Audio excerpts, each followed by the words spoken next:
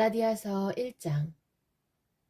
사람들이 뽑은 것도 아니요 사람들이 보낸 것도 아니요 예수 그리스도와 그분을 죽은 사람 가운데서 살리신 하나님 아버지께서 사도로 삼으셔서 사도가 된 나 바울이 나와 함께 있는 모든 형제들과 함께 갈라디아에 있는 여러 교회에 이 편지를 씁니다. 하나님 우리 아버지와 주 예수 그리스도께서 여러분에게 은혜와 평안을 주시기를 바랍니다. 예수님께서는 하나님 우리 아버지의 뜻을 따라 이 악한 세상에서 우리를 건지시고 우리 죄를 씻기 위해 자기 몸을 바치셨습니다. 하나님께 영원토록 영광이 있기를 빕니다. 아멘. 하나님께서 그리스도의 은혜로 여러분을 부르셨는데 여러분이 이렇게 빨리 다른 복음을 믿는다고 하니 놀라지 않을 수 없습니다. 실제로 다른 복음은 없습니다. 그러나 어떤 사람들이 여러분을 혼란스럽게 하여 그리스도의 복음을 바꾸려 하고 있습니다. 우리는 여러분에게 복음을 전했습니다. 그러므로 우리든지 하늘에서 온 천사든지 우리가 전한 복음이 아닌 다른 것을 전한다면 그는 저주를 받아 마땅합니다. 내가 전에도 말했지만 이제 다시 말합니다. 여러분이 이미 받은 복음 외에 다른 것을 전하는 사람이 있다면 그는 저주를 받아야 합니다. 내가 사람의 마음에 들게 하려는 것처럼 보입니까? 그렇지 않습니다. 나는 오직 하나님의 마음을 기쁘시게 하려는 것뿐입니다. 내가 사람을 기쁘게 하려고 한다면 나는 그리스도의 종이라고 할 수 없습니다. 형제들이여, 내가 여러분에게 전한 복음은 사람들에게서 나온 것이 아니라는 것을 알기 바랍니다. 그것은 내가 사람에게서 얻은 것도 아니고 사람에게서 배운 것도 아닙니다. 그것은 예수 그리스도께서 내게 보여주신 것입니다. 여러분은 내가 어떻게 살아왔는가를 들었을 것입니다. 나는 유대교에 속한 사람이었습니다. 나는 하나님의 교회를 몹시 박해했을 뿐 아니라 아예 없애버리려고까지 계획했습니다. 나는 나와 나이가 비슷한 다른 유대인들보다 더 열심히 유대교를 믿었습니다. 또한 그 누구보다도 조상들의 전통을 지키는 데 열심이었습니다. 그러나 내가 태어나기 전부터 하나님께서는 나를 따로 세우셔서 은혜로 나를 부르셨습니다. 그래서 나에게 하나님의 아들에 관한 복음을 이방인에게 전하게 하시려고 하나님께서 그 아들을 내게 보이셨습니다. 하나님께서 나를 부르셨을 때에 나는 어떤 혈육을 통해서도 가르침이나 도움을 받지 않았습니다. 나보다 먼저 사도가 된 사람들을 만나기 위해 예루살렘으로 올라가지도 않았습니다. 오히려 나는 곧바로 아라비아로 갔다가 다마스커스로 되돌아갔습니다. 3년 뒤에 나는 베드로를 만나려고 예루살렘으로 가서 그와 보름 동안을 함께 지냈습니다. 그리고 주님의 동생 야고보 외에는 그 어떤 다른 사도도 만나지 않았습니다. 내 말이 거짓이 아니라는 것은 하나님께서 아십니다. 그 후에 나는 시리아와 길리기아 지방으로 갔습니다. 유대에 있는 그리스도의 교회들은 나를 한 번도 만나지 못했습니다. 다만 나에 대해서 한때 우리를 박해했던 이 사람이 지금은 박해하던 그 믿음을 전하고 있다는 말만 들었을 뿐입니다. 그래서 이 성도들은 나로 인해서 하나님께 찬양했습니다. 갈라디아서 2장. 14년이 지나서 나는 다시 예루살렘으로 갔습니다. 이번에는 바나바와 디도를 데리고 갔습니다. 예루살렘으로 간 것은 하나님께서 그렇게 하라고 계시하셨기 때문입니다. 나는 거기에서 교회의 지도자들을 만났습니다. 그들과 따로 만나서 내가 이방인들에게 전하는 복음을 설명해 주었습니다. 그것은 내가 전에 한 일이나 지금 하고 있는 일이 헛되지 않기를 바랐기 때문입니다. 나와 함께 있던 디도는 비록 그리스 사람이지만 나는 그에게 억지로 할 일을 베풀지는 않았습니다. 우리 가운데 거짓 형제들이 몰래 들어왔기 때문에 우리는 이 문제에 대해서 이야기를 했습니다.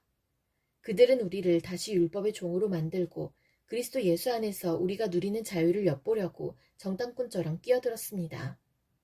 그러나 우리는 그 거짓 형제들의 뜻을 조금도 따르지 않았습니다. 우리는 복음의 진리가 늘 여러분과 함께 있기를 바랐습니다. 저 귀하다고 하는 사람들도 내가 전하는 복음을 바꾸지 못했습니다.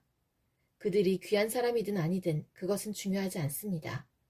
하나님께서는 사람을 겉으로 판단하지 않으시기 때문입니다.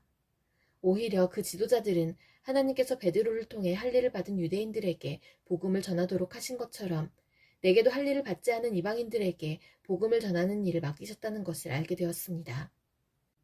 하나님께서는 베드로에게 유대인을 위해 사도로 일할 권리를 주셨고 내게는 이방인을 위해 사도로 일할 권리를 주셨습니다. 지도자로 인정받던 야고보와 베드로와 요한은 하나님께서 내게 주신 특별한 은혜를 깨닫고 바나바와 나를 인정했습니다. 그리고 그들은 바울과 바나바여, 그대들은 이방인에게 가십시오. 우리는 유대인에게 가겠습니다. 라고 말했습니다. 그들은 우리에게 한 가지, 곧 가난한 사람들을 기억해달라고 부탁했는데 그것은 사실 내가 힘써 해오던 일입니다.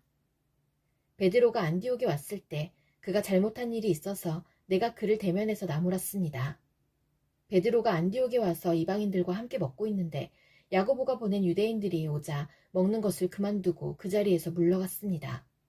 그는 할 일을 받은 유대인들을 두려워했던 것입니다.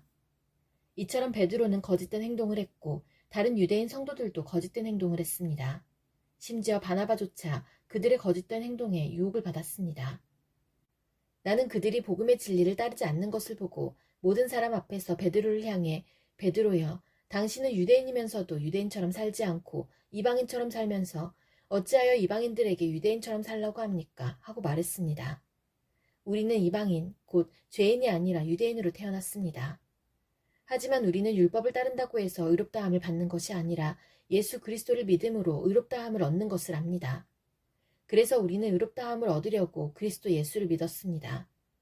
우리가 의롭다함을 얻는 것은 그리스도를 믿었기 때문이지 율법을 지켰기 때문이 아닙니다. 율법으로는 어느 누구도 의롭다함을 얻을 수 없습니다. 우리 유대인은 의롭다함을 얻으려고 그리스도께 나아왔습니다. 그리하여 우리가 죄인이라는 것이 밝게 드러났습니다. 그렇다고 해서 그리스도께서 우리를 죄인으로 만드시는 것입니까? 그럴 수 없습니다. 내가 이미 헐어버린 그것을 다시 가르친다면 그것은 틀림없이 내가 죄를 짓는 것입니다. 나는 율법을 위해 사는 것을 그만두었습니다. 나는 율법에 의해 죽었습니다. 내가 율법을 향해 죽은 것은 하나님을 향해 살기 위한 것입니다. 나는 그리스도와 함께 십자가에서 죽었습니다. 이제는 내가 사는 것이 아니라 내 안에 계신 그리스도께서 사시는 것입니다. 내가 지금 내 몸 안에 사는 것은 나를 사랑하셔서 나를 구하시려고 자기 몸을 바치신 하나님의 아들을 믿는 믿음으로 사는 것입니다. 나는 하나님의 은혜를 헛되게 하지 않습니다. 율법으로 의롭다함을 얻을 수 있다면 그리스도께서도 죽지 않으셨을 것입니다. 갈라디아서 3장. 갈라디아 여러분들은 예수 그리스도께서 십자가에서 죽으셨다는 사실을 분명히 알면서도 남에게 속았으니 어리석기 이를 데 없습니다. 이 한 가지만 대답해 보십시오. 여러분은 어떻게 성령을 받았습니까? 율법을 지켜서 받았습니까? 아닙니다. 복음을 듣고 믿었기 때문에 받은 것입니다. 성령 안에서 살기 시작하다가 이제 와서 다시 자기 힘으로 살려고 하다니 여러분은 참으로 어리석습니다. 그렇게 많은 고난을 경험했는데도 그 모든 것이 다 헛일이었습니까? 그렇지 않기를 바랍니다. 여러분이 율법을 지켰기 때문에 하나님께서 성령을 주셨습니까? 아닙니다. 여러분이 율법을 지켰기 때문에 하나님께서 여러분 가운데서 기적을 일으키셨습니까? 아닙니다. 하나님께서 성령을 주시고 기적을 일으키신 것은 여러분이 복음을 듣고 믿었기 때문입니다. 성경에도 아브라함에 대해서 같은 말씀이 있습니다. 아브라함이 하나님을 믿으니 하나님께서 아브라함의 믿음을 받으시고 그를 의롭다고 여기셨다. 그러므로 여러분은 믿음으로 사는 사람이 참 아브라함의 자녀라는 것을 알아야 합니다. 또 성경은 장차 일어날 일, 곧 하나님께서 이방인을 믿음으로 의롭게 하여 줄 것을 미리 일러주었습니다. 이 복음을 먼저 아브라함에게 전했는데 그것은 모든 민족이 너로 말미암아 복을 받을 것이다 라는 성경 말씀과 같은 것입니다. 아브라함이 이를 믿으니 그 믿음 때문에 복을 받았습니다. 누구든지 믿는 사람은 아브라함처럼 복을 받습니다. 그러나 율법을 의지하는 사람은 다 저주를 받습니다. 성경에도 이렇게 적혀 있습니다. 율법책에 적혀 있는 것을 다 지키지 않는 사람은 저주를 받는다.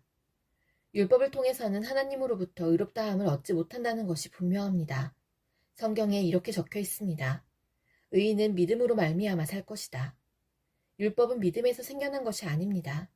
율법을 지키는 사람은 율법으로 인해 살 것이다 라는 말씀도 있습니다. 그리스도께서는 율법이 우리에게 씌운 저주를 거두어 가셨습니다. 그리스도께서 우리를 대신해서 저주를 받으셨습니다. 성경에도 이렇게 적혀 있습니다. 나무에 달린 사람은 다 저주를 받은 것이다.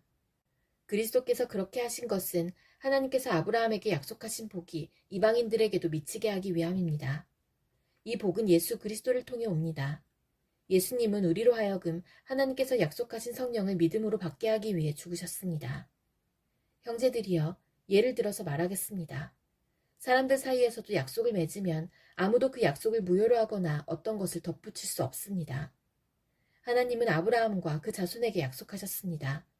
그런데 하나님은 여러 사람을 가리키는 말로 그 자손들이라 하시지 않고 오직 한 사람을 가리키는 말로 내 자손이라고 말씀하셨습니다. 그 한 사람이 바로 그리스도이십니다.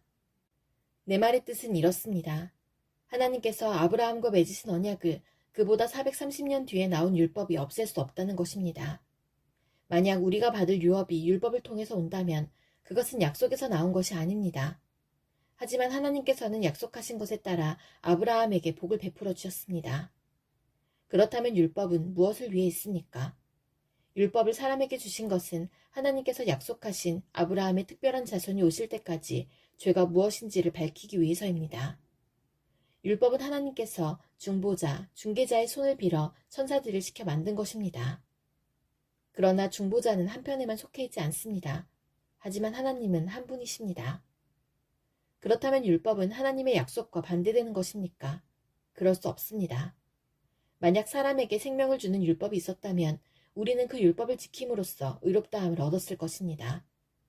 성경은 온 세상이 죄에 갇혀 있다는 것을 보여주었습니다.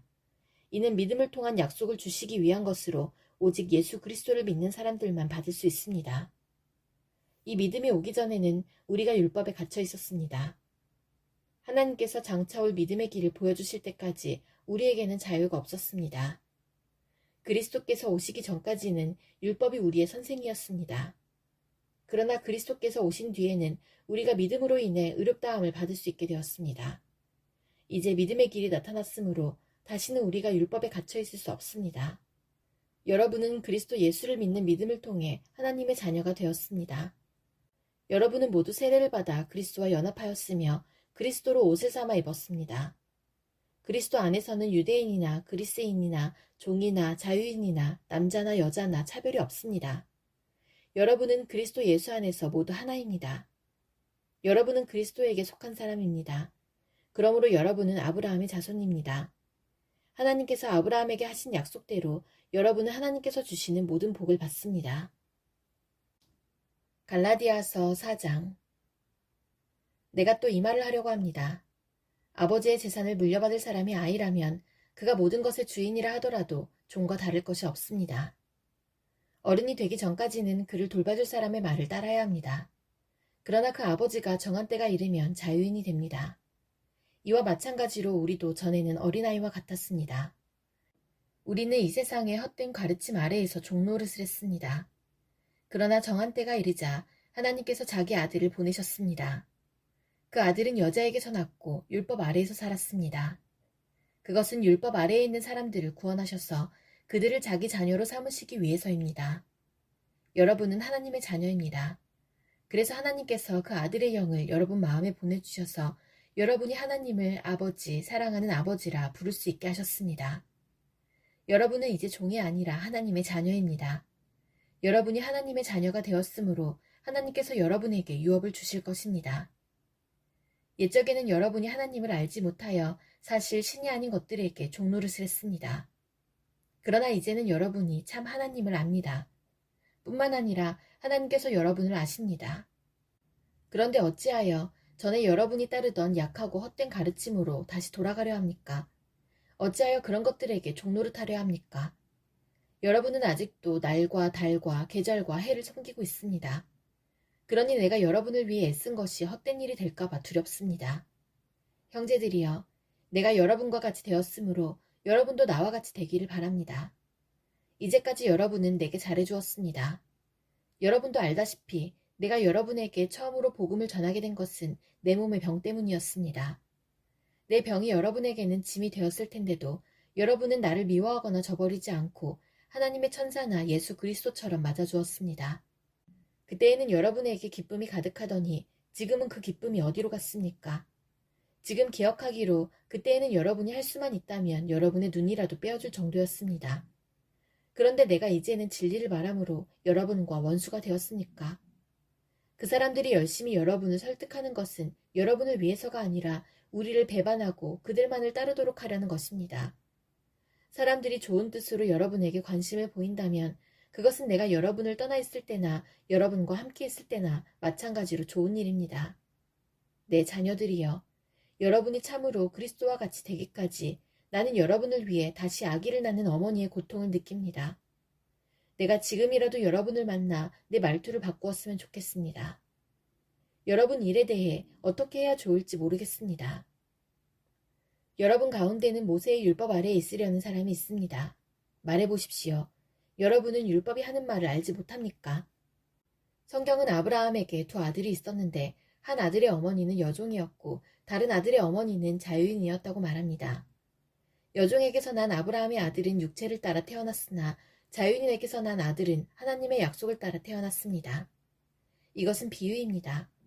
이 여자들은 하나님과 사람이 맺은 두 언약과 같습니다. 한 언약은 하나님께서 시내산에서 정하신 율법입니다. 이 언약 아래에 있는 사람은 종과 같습니다. 하갈이 바로 이 언약과 같습니다. 이 하갈은 아라비아에 있는 시내산과 같으며 지금 이 땅에 있는 예루살렘과 같습니다. 하갈 자신도 종이며 그 후손들도 율법에 매인 종입니다.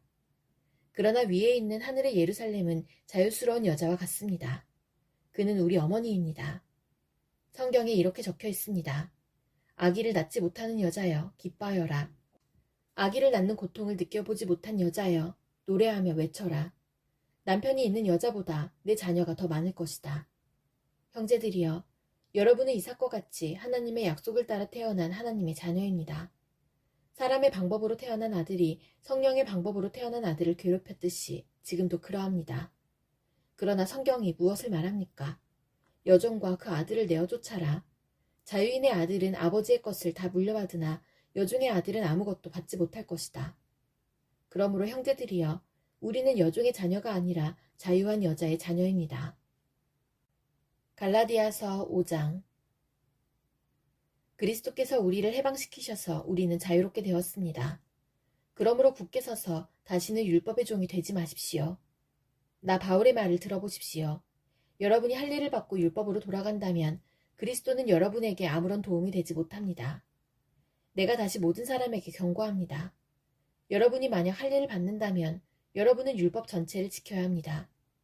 여러분이 율법을 지켜서 의롭다함을 얻으려 한다면 여러분은 그리스도에게서 끊어지고 하나님의 은혜에서 멀어지게 됩니다. 그러나 우리는 성령의 도우심을 받아 믿음으로 의롭다 여김을 받는 이 소망을 간절히 기다립니다. 우리가 그리스도 예수 안에 있다면 할 일을 받았느냐 받지 않았느냐는 중요하지 않습니다. 중요한 것은 사랑으로 말미암아 나타나는 믿음뿐입니다. 여러분은 지금까지 잘 달려왔습니다. 그런데 누가 여러분을 막아 진리를 따르지 못하게 합니까? 그런 유혹은 여러분을 부르신 분에게서 나오지 않았습니다. 조심하십시오. 적은 누룩이 반중 모두를 부풀게 합니다. 그러나 나는 여러분이 그런 다른 생각들을 따르지 않을 줄로 믿습니다. 누구든지 여러분을 혼란스럽게 하는 사람은 심판을 받을 것입니다. 형제들이여, 나는 할 일을 받아야 한다고 가르치지 않습니다. 내가 할 일을 가르친다면 어째서 아직도 박해를 받겠습니까? 내가 지금까지 할 일을 가르쳤다면 십자가를 전하는 어려움도 사라졌을 것입니다. 여러분을 어지럽히는 사람들은 차라리 스스로 고자가 되어버리는 것이 좋겠습니다. 형제들이여, 하나님께서 여러분을 부르셔서 자유인이 되게 하셨습니다. 그러나 그 자유를 육체의 욕망을 채우는 기회로 삼지 말고 사랑으로 서로 섬기십시오. 모든 율법은 내 이웃을 내 몸과 같이 사랑하여라 하신 한 계명 속에 다 들어있습니다. 여러분이 서로 해치고 헐뜯는다면 양쪽 다 멸망할 테니 조심하십시오. 그러므로 내가 말합니다. 성령을 따라 사십시오. 그러면 육체의 욕망을 따라 살지 않게 될 것입니다. 육체의 욕망은 성령을 거스르고 성령이 바라시는 것은 육체의 욕망을 거스릅니다. 이 둘은 서로 반대되는 것이므로 여러분의 욕망대로 살 수 없게 합니다. 성령께서 이끄시는 대로 살면 여러분은 율법 아래에 있지 않게 됩니다. 육체가 하는 일은 분명합니다. 곧 음행과 더러움과 음란과 우상 섬기기와 마술과 미움과 다툼과 질투와 화내기와 이기심과 편 가르기와 분열과 시기와 술 취하기와 흥청거리는 잔치와 같은 것들입니다. 전에도 경고했지만 이제 다시 경고합니다. 이런 일을 하는 사람은 하나님의 나라에 들어가지 못합니다. 그러나 성령의 열매는 사랑과 기쁨과 평화와 오래 참음과 자비와 착함과 성실과 온유와 절제입니다. 이런 것들을 금지할 율법이 없습니다. 그리스도 예수께 속한 사람은 자기 육체를 정욕과 욕망과 함께 십자가에 못 박았습니다. 우리가 성령으로 새 생명을 얻었으므로 성령을 따라 살아야 합니다. 그리고 교만하지 말고 서로 다투거나 시기하지 말아야 합니다. 갈라디아서 6장. 형제들이여, 여러분 가운데서 누구든지 죄 지은 사람이 있거든 신령함을 지닌 여러분이 온유한 마음으로 그를 바로잡아야 합니다. 그러나 여러분도 유혹에 빠지지 않도록 조심하십시오. 여러분은 서로 다른 사람의 짐을 들어주십시오. 그것이 그리스도의 법을 이루는 길입니다. 아무것도 아닌 사람이 무엇이나 된 것처럼 행동한다면 그것은 자기를 속이는 일입니다. 자기를 다른 사람과 비교하지 마십시오. 사람은 저마다 자기 일을 살펴야 합니다. 그러면 자랑할 일이 자기에게만 있을 것입니다. 사람은 저마다 자기 일에 책임을 져야 합니다. 하나님의 가르침을 배우는 사람은 가르치는 사람과 모든 좋은 것을 나누어야 합니다. 스스로 속이지 마십시오. 하나님을 속일 수는 없습니다. 사람은 자기가 심은 대로 거둘 것입니다. 자기 육체의 욕망대로 심는 사람은 육체로부터 썩을 것을 거둘 것이며 성령의 뜻을 따라 심는 사람은 성령으로부터 영원한 생명을 거둘 것입니다. 선한 일을 하다가 낙심하지 말아야 합니다. 때가 이르면 영원한 생명을 거둘 것이므로 포기하지 말아야 합니다. 기회가 닿는 대로 모든 사람에게 선한 일을 해야 합니다. 특히 믿음의 가정에 그렇게 해야 합니다.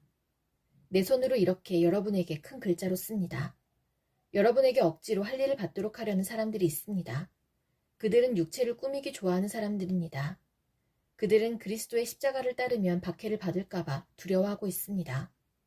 할 일을 받은 사람들이 스스로도 율법을 지키지 않으면서 여러분에게는 할 일을 받게 하려는 것은 여러분에게 한 일을 가지고 자랑하기 위함입니다. 그러나 내게는 우리 주 예수 그리스도의 십자가 말고는 아무것도 자랑할 것이 없습니다. 그리스도의 십자가를 통해 세상은 나에 대해서 죽었고 나는 세상에 대해서 죽었습니다. 할 일을 받느냐 받지 않느냐 하는 것이 중요한 것이 아닙니다. 중요한 것은 하나님의 새로운 백성이 되는 것입니다. 이 규칙을 따르는 사람, 곧 하나님의 모든 백성에게 평화와 자비가 있기를 바랍니다. 그러므로 이제부터는 나를 괴롭히지 마십시오. 내 몸에는 그리스도 예수의 흔적이 있습니다. 형제들이여, 우리 주 예수 그리스도의 은혜가 여러분의 심령에 있기를 빕니다. 아멘.